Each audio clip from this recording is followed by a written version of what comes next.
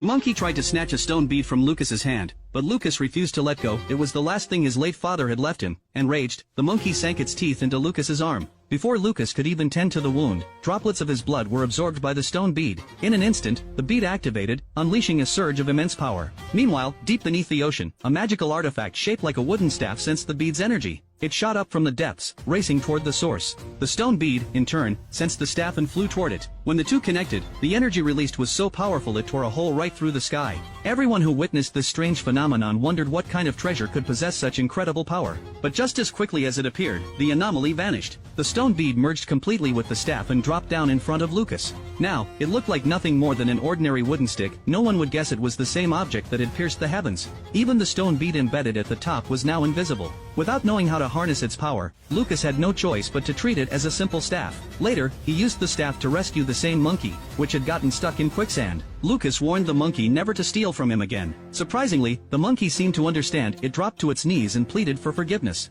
When Lucas returned to the Magic Academy, he arrived just in time for the apprentice tournament. The rules were straightforward. Each contestant would draw a number, and those with matching numbers would duel. Unlike the others, Lucas didn't rush to grab a number. Everyone, students and instructors alike, knew he couldn't even perform basic magic like flying. Luckily, he spotted an unclaimed number on the ground and quietly picked it up, officially entering the competition. Once the drawing ended, the tournament began. Everyone from the academy gathered around the arena to watch this once-in-a-decade event. The rules were simple. A match ended when one contestant was knocked down or surrendered. In this school, strength was respected. When skilled duelists faced off, spectators crowded around in massive numbers. But when Lucas stepped into the arena, only a handful of people stayed to watch. Everyone expected him to lose, maybe even end up in last place. His opponent looked down on him too, aiming to end the match with a single spell. Yet before Lucas could even make a move, his rival mysteriously collapsed. Lucas himself didn't understand how it happened, but just like that, he advanced to the next round. But no one believed Lucas had won through skill. They were convinced he had bribed his opponent to take a fall.